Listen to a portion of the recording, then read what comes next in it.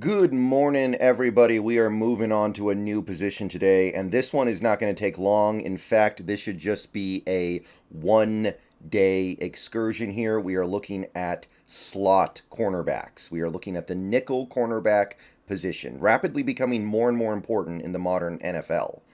So, slot cornerback, obviously very different from outside cornerback, so I'm separating the two.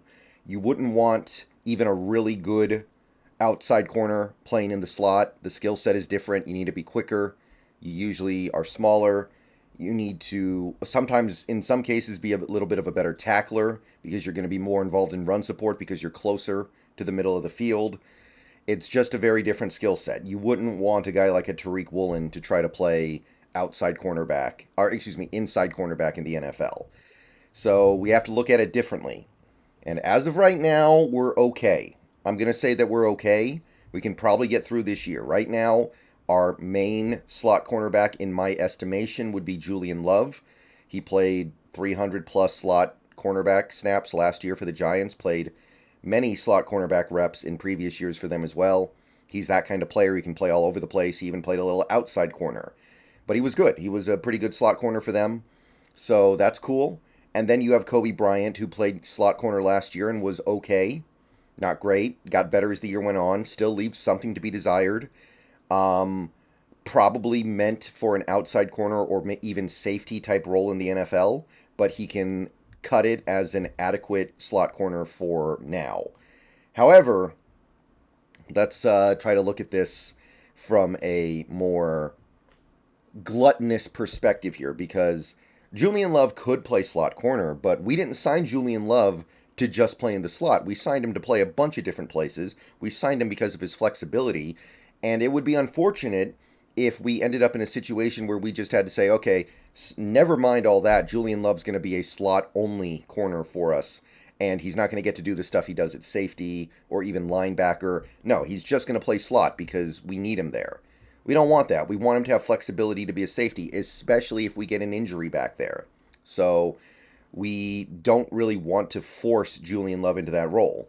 And similarly, I feel like we don't really want to force Kobe Bryant into that role because it's not his natural position. He can do okay, but maybe there's an opportunity to get better here, get a little deeper, free up Julian Love to play everywhere on the defense instead of just in one place, free up Kobe Bryant to maybe explore options on the outside or at safety, and still have that position on lockdown despite exercising that hypothetical flexibility. So, we're going to take a look at a couple guys in this video. In my opinion, these are the two most appetizing slot corners in this draft.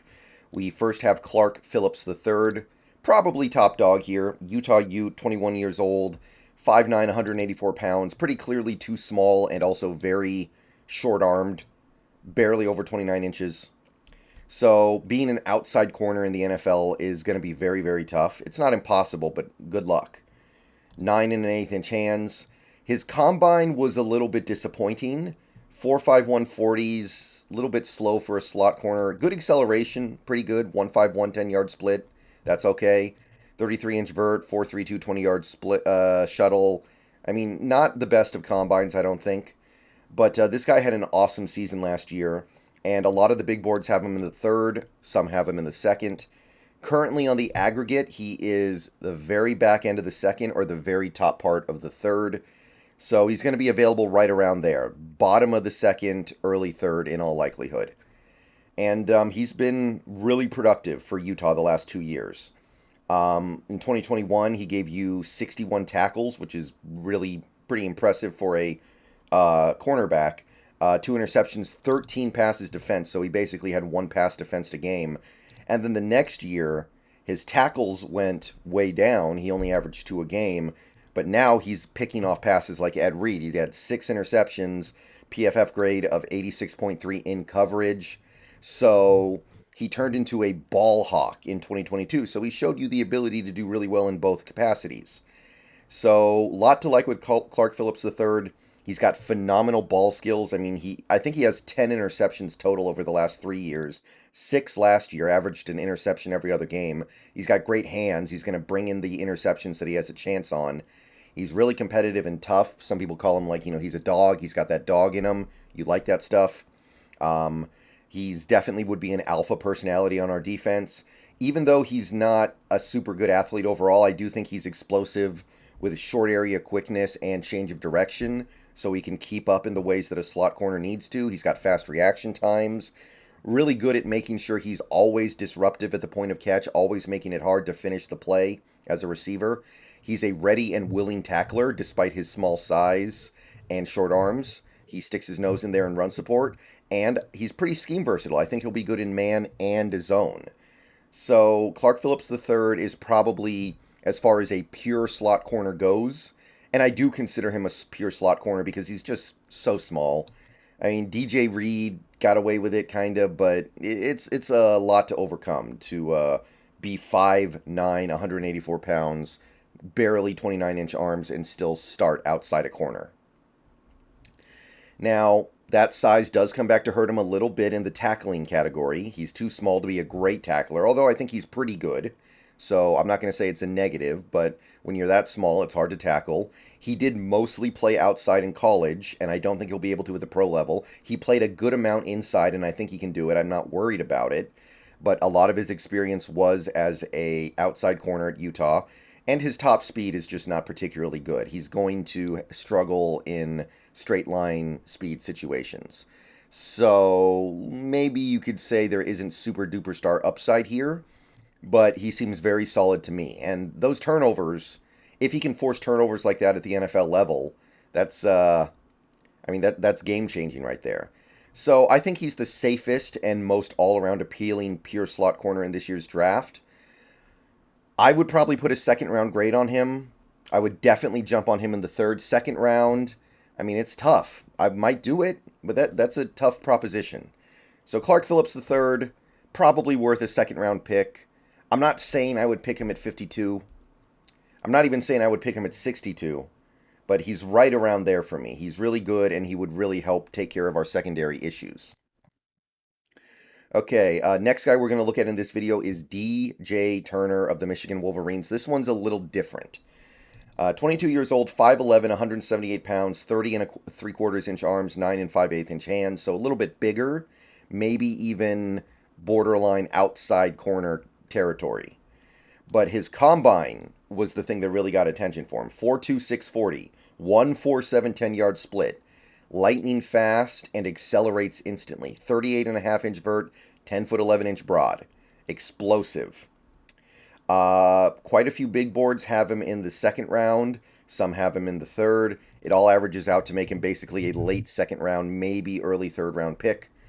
DJ Turner, probably going to go somewhere around there. He might go a little higher because DJ Turner might be an outside corner because he is just, the size is potentially there. I just prefer to look at him as a nickel corner because I have a feeling he'll be better there.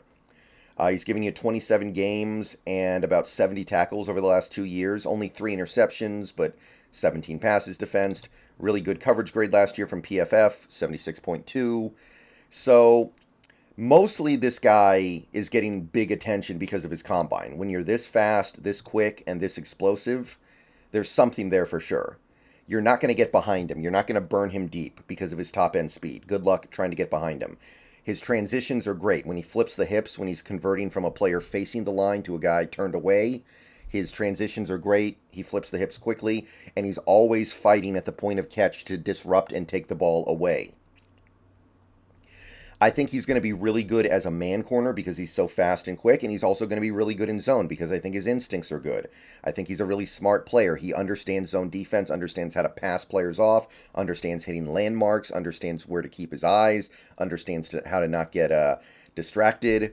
So I like him as a very scheme-versatile player. He's got a very quick break on the ball. He plants and goes when there's an in-breaking route in front of him. He's a good and willing tackler in the run game.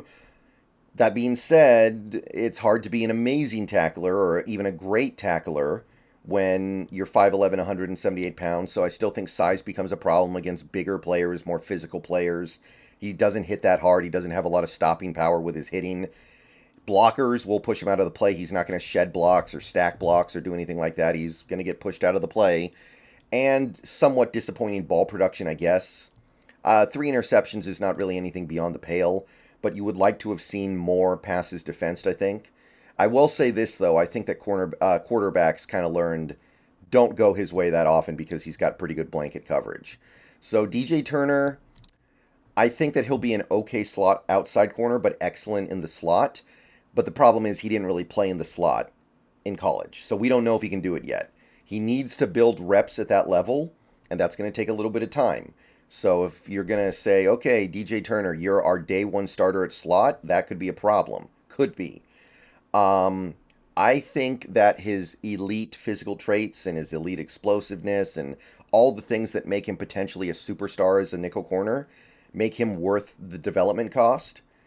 But I kind of feel overall, collectively, the same way about him that I feel about Clark Phillips III. He's fair value in the second, but I wouldn't be excited about getting him until the third, just because I do think that there is a little bit of there's a cost of doing business here. It's going to take time for you to get the best out of him. It's going to take time to get slot corner reps out of him. Maybe he can play outside, maybe he can't. Maybe you take time to figure that out.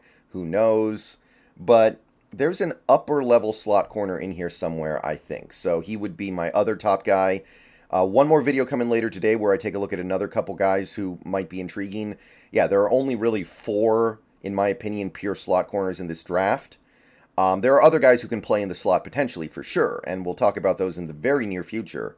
But just a few pure slot corners. So those are the top 2 in this draft in all likelihood. Let me know what you think of them. See you guys later today. One more video coming on slot corners. Go Hawks.